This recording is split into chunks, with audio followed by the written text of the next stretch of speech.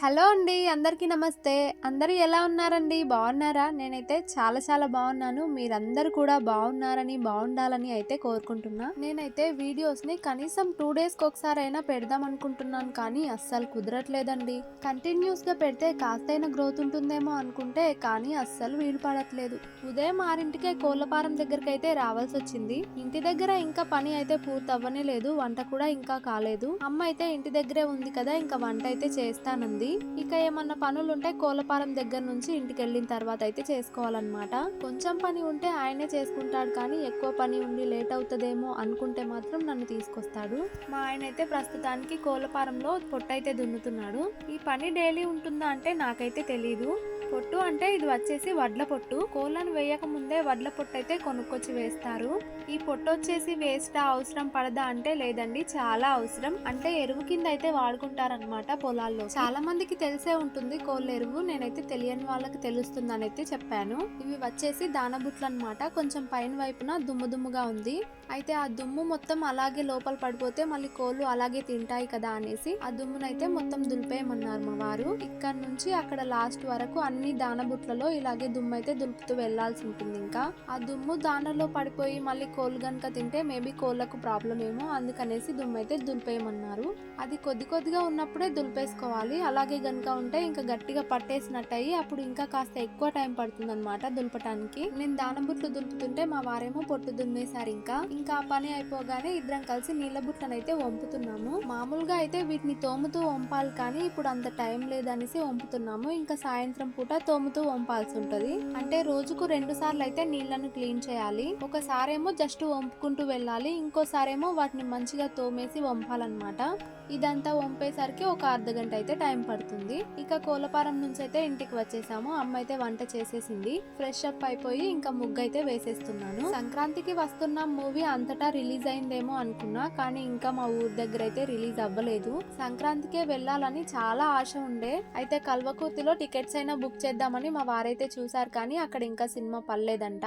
మేము కల్వకుర్తిలోనే పడలేదేమో, నాగర్ కర్నూల్లో పడి ఉంటుంది కదా, అక్కడికైతే వెళ్దాం అనుకున్నాం. నాగర్ కర్నూల్ అయితే మూవీ ఉంటుంది కదా అని ఎంతో ఆశతో అయితే వెళ్ళాను, కానీ అక్కడ కూడా సినిమా అయితే ఇంకా రిలీజ్ అవ్వలేదు. ఈ శుక్రవారం రోజు అయితే రిలీజ్ అవుతుందంట. ఇంకా రిలీజ్ ఇక్కడైతే అవ్వలేదన్నమాట. మేము ఎంతో ఆశతో వెళ్ళాం, కానీ అంతా నిరాశ మిగిలింది. ఇంకా ఎలాగో అక్కడి వరకు వెళ్ళాం కదా అనేసి బాలకృష్ణ గారి మూవీ అయితే చూసి వచ్చేసాం. ఇంకా గేమ్ చేంజర్ మూవీ ఉండే, కానీ ఆల్రెడీ మా వాళ్ళు చూసేసారు కదా, ఇంకా ఎందుకులే అనేసి బాలకృష్ణ గారి మూవీ అయితే చూసాం. ఇంకా మూవీకి గనక పిల్లలతో వెళ్ళామంటే చాలా ఇబ్బంది. ఎలాగో అమ్మ ఉంది కదా, చిన్నోడైతే అమ్మతో ఉంటాడు, పెద్దోడిని తీసుకొని వెళ్ళొచ్చు అనుకున్నాము, కానీ అనుకున్నది చూడటానికి అదృష్టం లేకపోయే. నాకైతే ఈ ఫైటింగ్లు ఎక్కువ ఉన్న మూవీస్ కన్నా, లవ్ మూవీస్ కన్నా కామెడీగా ఉండే మూవీస్ అంటే బాగా ఇష్టం. థియేటర్ లో కూర్చున్నంతసేపు నవ్వుతూ హ్యాపీగా గడిపేయచ్చు. ఇక మొన్నే తీసుకెళ్లారు కాబట్టి మళ్ళీ సంక్రాంతికి వస్తున్న మూవీ రిలీజ్ అయిన తర్వాత తీసుకెళ్తారో లేదో. తులసమ్మనైతే కాస్త కిందికి పెట్టాను కదా, అరుగు అయితే చిన్నగా ఉంది కదా, ఇంకా మా చిన్నోడైతే దాని మీదకి ఎక్కేస్తున్నాడు ఊరికే. అంతేకాకుండా దీపాలు పెట్టే దీపంతలు కూడా తీసుకొని అయితే ఆట ఆడుతున్నాడు. ఏం చేయాలో ఏంటో. ఇక పని అయితే అయిపోయింది. ఒక డ్రెస్ అయినా కుడదామనేసి ఇంకా కట్ చేసుకుంటున్నాను. ఇచ్చి చాలా డేస్ అవుతుంది, కానీ మోటార్ పని చేయట్లేదని కుట్టలేదు. ఇప్పుడు కూడా మోటార్ అయితే ఏం పని చేయట్లేదు, కానీ ఎలాగోలో తొక్కేద్దాంలే అనేసి ఇంకా కట్ చేసుకుంటున్నాను. ప్లెయిన్ శారీ అయితే తీసుకున్నారు, బ్లౌజ్ అయితే ఏం రాలేదు. అయితే దీంతో లాంగ్ ఫ్రాక్ అయితే కుట్టమన్నారు. ఇప్పుడు కుట్టేది వచ్చేసి మా మర్దల్దే, నాకన్నా కాస్త హైట్ అయితే ఎక్కువ ఉంటుంది. ఇంకా కొలత అయితే లేదనమాట, నా హైట్ పెట్టమనేసింది. ఇంకా శారీతో గనక లాంగ్ ఫ్రాక్ కుట్టామంటే కాస్త అతుకైతే పడుతుంది. హైట్ తక్కువ ఉన్న వాళ్ళకు మేబీ పడుతుందో లేదో, కానీ హైట్ ఎక్కువ ఉన్న వాళ్ళకు మాత్రం అతుకైతే పడుతుంది. ఇవి కుట్టడం ఏంటో కానీ కట్ చేసుకోవడానికే చాలా టైం పడుతుందబ్బా. ఇంకా చీరని ఇలా మంచిగా పరిచానంటే మా వాడైతే మధ్యలోకి వచ్చి కూర్చుందామని రెడీగా ఉంటాడు. అమ్మైతే ఉంది కాబట్టి మా వాడినైతే పట్టుకుంది, లేదంటే వాడు వచ్చి ఖచ్చితంగా చీరలో కూర్చునేవాడు. ఇంకా టేప్ అయితే లేదు, పిల్లలు అటులాగి ఇటులాగి చించేశారు. లాంగ్ ఫ్రాక్ అయితే కొలత పెట్టుకోవడానికి ఖచ్చితంగా ఏదో ఒకటి ఉండాలి. నేనైతే ఇంకా బెల్ట్ తో అయితే కొలత పెట్టుకున్నాను. ఇక మిగిలిన శారీని అయితే వాళ్ళకే ఇచ్చేద్దామని మడత పెట్టి పెట్టేశాను ఇంకా పక్కకి. ఇవి వచ్చేసి లక్ష్మీ పాలిస్టర్ అంటారు కదా, ఆ క్లాత్ అన్నమాట. అయితే వీటితో ఒక 7-8 ఇయర్స్ ఉన్న పాపకైతే ప్యాంట్ కుట్టమన్నారు. అయితే ఊర్లోకి వచ్చే మెటీరియల్స్ అయితే తీసుకున్నారనమాట. ఒక టాప్ క్లాత్ లో అయితే 2 పంజాబ్ డ్రెస్లు అయితే అయ్యాయి, కానీ ప్యాంట్ క్లాత్ లో ఒకే ప్యాంట్ అయిందనమాట. ఇంకా పెద్ద పాపకి చిన్న పాపకి టాప్ అయితే కుట్టించి పెద్ద పాపకి మాత్రం ప్యాంట్ కుట్టించారు. చిన్న పాపకి లెగ్గిన్స్ తెస్తానన్నారు, కానీ మళ్ళీ ఏమైందో ఇంకా ఈ క్లాత్ అయితే తీసుకొచ్చి ప్యాంట్స్ అయితే కుట్టమన్నారు. వాటి మీదకి క్లాత్ అయితే బానే ఉంది, లెగ్గిన్స్ కంటే ఇవి కొంచెం బెటర్ గానే ఉంటాయి పిల్లలకైతే. మీటర్ వచ్చేసి 60 రూపీస్ అయితే పడిందంట. కట్ చేసి పెట్టుకున్నామంటే ఎప్పుడైనా కుట్టేసుకోవచ్చు అనేసి ఇంకా ముందే కట్ చేసి అయితే పెట్టేసుకున్నాను. ఇక ప్యాంట్స్ ఇంతకు ముందు కట్ చేసుకున్న అంబ్రెల్లా ఫ్రాక్ అయితే కుట్టేశాను. ఇక పీకో చేయడానికి మిషన్ అయితే మార్చేశాను. చిన్న మిషన్ తీసేసి జిగ్ జాగ్ మిషన్ అయితే పెట్టేశాను. ఇంట్లో అయితే కాస్త చీకటిగా ఉంటుందన్నమాట. బయట వేసుకొని కుడదాం అనుకుంటాను, కానీ చాలా ఉండి కంటిన్యూగా కుడితే గనక బయట వేసుకోవాలనిపిస్తుంది. కుట్టే 1-2కి అవసరమా అనిపిస్తుంది అనమాట.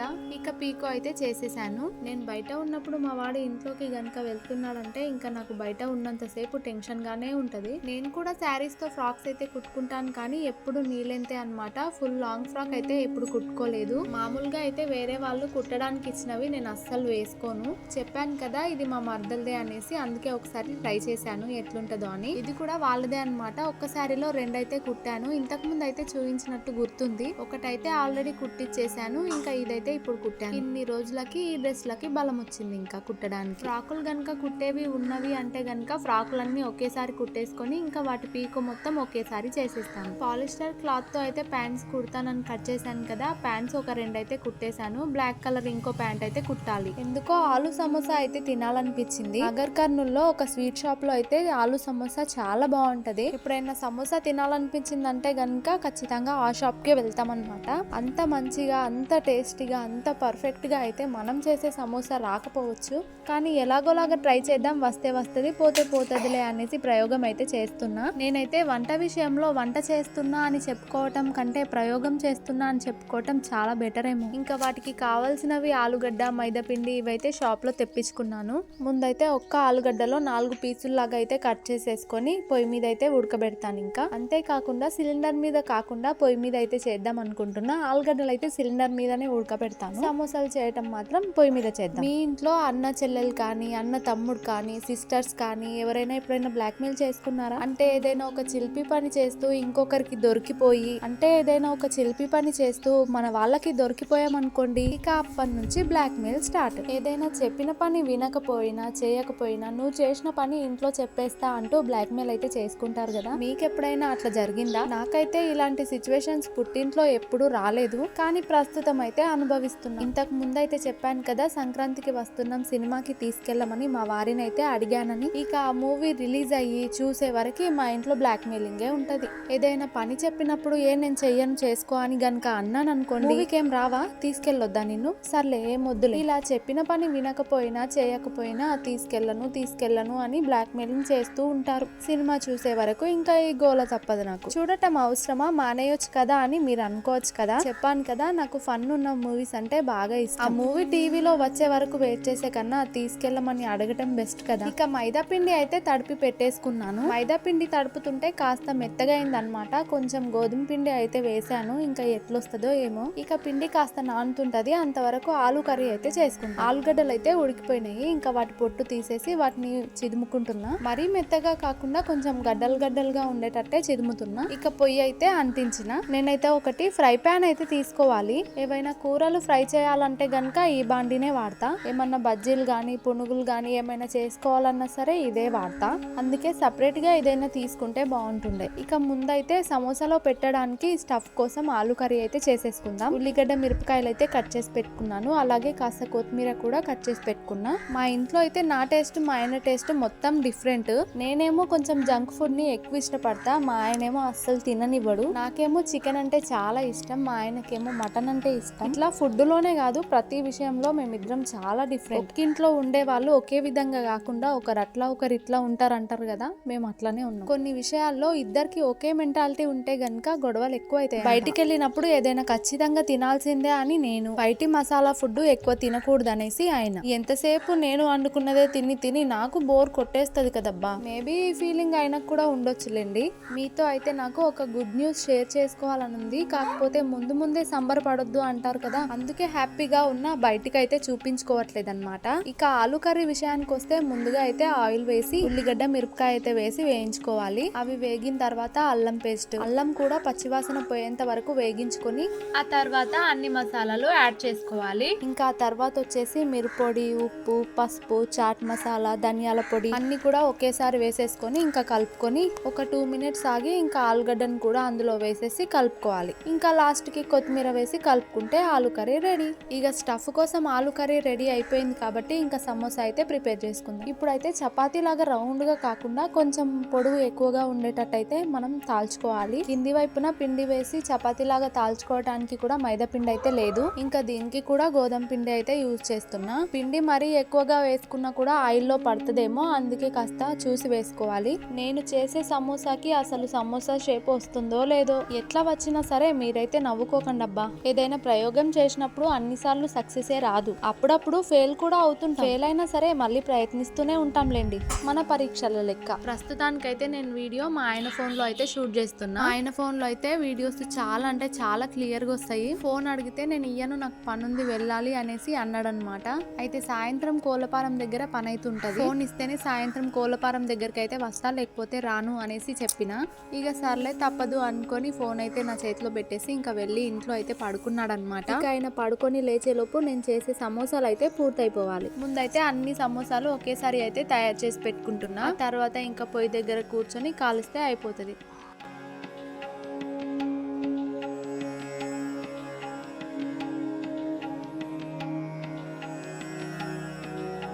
షేప్ సరిగ్గా వచ్చిందంటారా? నేను ప్రతిసారి చెప్పేదే మళ్ళీ చెప్తున్నా. ఇక షేప్ అయితే ఎట్లనన్నా రాని గానీ టేస్ట్ మంచిగా ఉంటే అంతే చాలు. నాకైతే సమోసాకి ఏదో ప్యాచ్ వర్క్ వేసినట్టయితే కనబడుతుంది. ఇక ఏదో విధంగా అయితే రెడీ చేసుకుంటున్నా. దాని లెక్కనే అన్ని కూడా రెడీ చేసుకొని పెట్టుకుంటా. ఆలు కర్రీ మాత్రం మస్త్ అయ్యింది.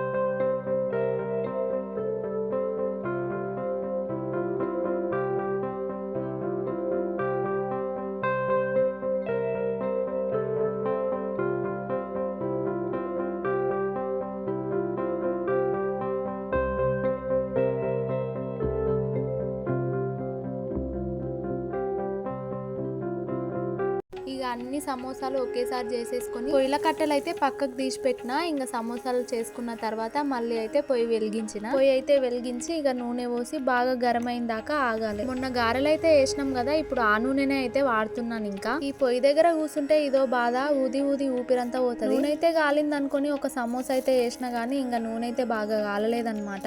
ఇంకా జరిసేపు ఆగి మళ్ళీ ఒక సమోసా అయితే వేసిన. ఇంకోటి బాండీలు ఏమన్నా వేసుకుందాం అంటే మంచిగా గానే కావు, మధ్యలోనేమో బాగా గాలుతాయి. ఇక చుట్టుపక్కల ఉన్నాయేమో గాలనే గాలవన్నమాట. అయినా పొయ్యి మీద ఎట్లా చేసుకున్నా ఏది చేసినా మంచిగానే అవుతుంది టేస్ట్ అయితే. అందుకే నాలాగా వంటలు రానోళ్ళు ఈ పొయ్యి మీద వండుకోవటం బాగా బెస్ట్. సిలిండర్ ఖర్చు ఉండదు, ఎట్లా చేసినా మంచిగానే అవుతుంది వంట. గాలైతే బాగా పెడుతుంది. పొయ్యిలు ఉన్న బూడిద మొత్తం ఇక వాకిలంతా అవుతుంది. ఇక అక్కడిక్కడ కష్టపడి సమోసాలు అయితే వేసేసిన. చేసే ముందు యూట్యూబ్ లో వీడియోస్ అయితే చూసిన అనమాట ఎట్లా చేయాలని. వాళ్ళైతే లో ఫ్లేమ్ లో పెట్టాలి, హై ఫ్లేమ్ లో పెట్టుకోవాలి అని చెప్తారు కదా. ఇక పొయ్యి మీద వేసేటోళ్లకు లో ఫ్లేమ్ అంటేనేమో తక్కువ కట్టెలు పెట్టాలి, హై ఫ్లేమ్ అంటేనేమో ఎక్కువ కట్టెలు పెట్టాలి అంతే. లాస్ట్ వేసిన సమోసాకి మా ఊడైతే బొక్క పెట్టిండు. ఇక ప్యాచ్ వర్క్ అయితే వేయాల్సి వచ్చింది. ఆలు కర్రీ అయితే అయిపోయింది, కొంచెం పిండి అయితే మిగిలింది. ఇంకా ఆ పిండిని అయితే పూరీలక్క వేసి కాల్చిన. మామూలుగా నేను పూరి చెయ్యాలి అని చేసినప్పుడు ఇంత మంచిగా వస్తాయో రావో గానీ ఈ రోజు మాత్రం పూరీలు మంచిగా వచ్చినాయి అసలు. ఇక సమోసాలు అయితే గిట్లయినాయి. సమోసా పక్కకు మిరపకాయలు ఉంటే బాగుంటది కదా, ఇక వాటిని అయితే చిల్లకుండా మధ్యలోకి కోసి అదే నూనెలో అయితే వేయించిన అంతే. ఇంకా ఇక సూర్నికి ఈ సమోసాలు అయితే ఎట్లున్నాయో తెలియదు కానీ టేస్ట్ మాత్రం నిజంగా చాలా బాగుందబ్బా. మా ఆయనను లేపి తినమని చెప్తే ఒక 2 సమోసాలు అయితే తిని ఇక కోళ్ళపారం దగ్గరికి అయితే పోయిండు.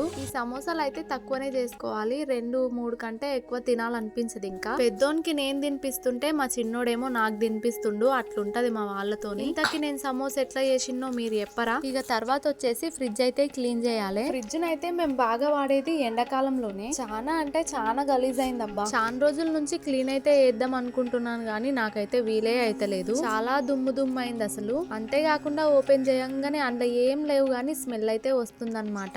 ఇంకా ఈ రోజు అయితే ఈ పని ఖచ్చితంగా చేయాలని పెట్టుకున్నాను. ఇంకా కూరగాయలు కూడా మేము ఎక్కువగా పెట్టాము. బయటకు వెళ్ళినప్పుడు తెచ్చుకుంటే పెడతాము. ఇంకా రోజు ఊర్లో తెచ్చుకునే వండుకుంటాం కాబట్టి అందులో అయితే ఏం ఎక్కువ ఉండయి అన్నమాట. నాకైతే ఫ్రిడ్జ్ తీసుకున్న తర్వాత ఈ ఫ్రిడ్జ్ కు బదులు వాషింగ్ మిషన్ తీసుకున్నా బాగుంటుండే అనిపించింది. మేమైతే ఒక చిట్టి కట్టినాము. నెలకు 1000-12 నెలలు అనమాట. అయితే అందులో నెలకు లక్కీ డ్రా అయితే ఉంటుంది కదా, అప్పుడైతే ఏదో ఒక వస్తువు అయితే ఇస్తూ ఉంటారనమాట. మాకైతే 12 నెలలు కట్టినా కూడా ఏ లక్కీ డ్రా కూడా రాలేదు. ఇక 12 నెలలు కట్టిన తర్వాత ఒక టీవీ అయితే ఇచ్చిర్రనమాట. ఇంకా ఆల్రెడీ ఇంట్లో అయితే టీవీ ఉంది కదా, ఇక మళ్ళీ టీవీ ఎందుకనేసి టీవీ అయితే వేరే వాళ్ళకి అమ్మేసి వచ్చిన డబ్బులకి ఇంకొన్ని డబ్బులు అయితే కలిపి ఫ్రిడ్జ్ అయితే తీసుకున్నాము. ఇక అన్ని బయట పెట్టుకొని తోమేస్తున్నా. గుడ్లు పెట్టడానికి ట్రే అయితే ఉంది కదా, అసలు మా వారైతే గుడ్లు ఫ్రిడ్జ్ లో పెట్టనివ్వరు. ఇంతకీ ఎగ్స్ ని ఫ్రిడ్జ్ లో పెట్టొద్దా? ఒకవేళ ఎగ్స్ ని ఫ్రిడ్జ్ లో పెట్టొద్దంటే ఎగ్స్ ని పెట్టడానికి మళ్ళీ ట్రే ఎందుకు ఇచ్చిర్రాళ్ళు? ఇవైతే గ్లాస్ వి ఉన్నాయి కదా, కొంచెం చేజారినా ఇక పని అయితే ఉత్తదే. ఫ్రిడ్జ్ తీసుకునే టైంలో నేనైతే ప్రెగ్నెంట్ ఉండే, మా చిన్నోడు అప్పుడు పుట్టలేదన్నమాట. మా ఆయన అయితే ఫ్రిడ్జ్ ఎందుకు వద్దు, ఆ డబ్బులు ఇంట్లోకి వాడుకుందాం అన్నారు కానీ నేనే పట్టుబట్టి మరీ కొనిపించిన. ప్రెగ్నెంట్ ఉన్నప్పుడు బట్టలు ఉతకటానికి కొంచెం ఇబ్బంది అనిపిస్తుంది కదా, అరే దీనికి బదులు వాషింగ్ మెషిన్ తీసుకున్నా అయిపోతుండే అనిపించింది. ఈ ఫ్రిడ్జ్ వల్ల ఉన్న లాభం ఏందో గానీ నాకైతే పని ఎక్కువైపోతుంది. ఇంకా ఎండాకాలం వచ్చిందంటే వాళ్ళు బాటిల్లో నీళ్లు ఖతం చేసే కొద్దీ ఇక నేను నింపి పెట్టుకుంటా ఉండాలి. మా ఆయన కోళ్ళపారం దగ్గర పని చేసుకొని ఇంటికి వచ్చే వరకు ఇంట్లో చల్లనీళ్ళ బాటిల్ ఖచ్చితంగా ఉండాలి. ఇంకా ఫ్రిడ్జ్ లో కనుక నీళ్లు కనబడకపోతే ఇక ఫ్రిడ్జ్ తీసి బయట వాడైతామన్నంత కోపం వస్తుంది ఆయనకు. ఇక ఎండాకాలం వచ్చిందంటే బాగా పని చేసినప్పుడు ఖచ్చితంగా చల్లనీళ్ళే తాగాలనిపిస్తుంది. ఇక కొట్టే ఎండలకైతే బిందెలో ఉన్న నీళ్లు గరం పెట్టినట్టు వేడిగా అయిపోతాయి. దూపైనా సరే తాగాలనిపించదు.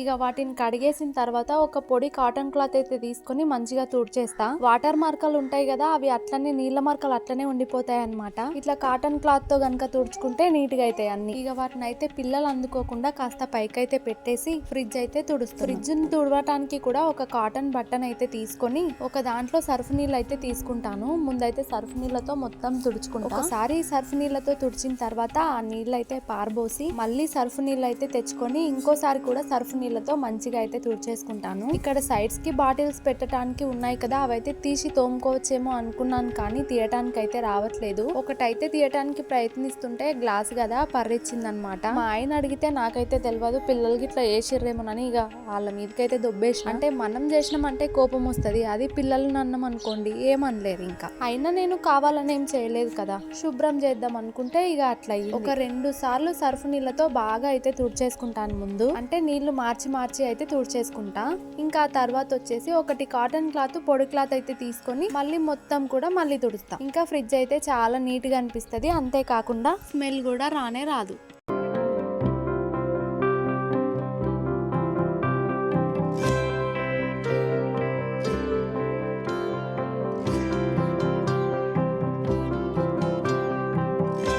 ఫస్ట్ ఎంత జిడ్డుగుండెనో ఇప్పుడు ఎట్లుందో మీకు తేడా తెలుస్తుందనే అనుకుంటున్నా. ఇక ఫ్రిడ్జ్ లో నుంచి తీసి తోమినవైతే మళ్ళీ యథావిధిగా ఎట్లున్నాయో అట్లా పెట్టేసిన.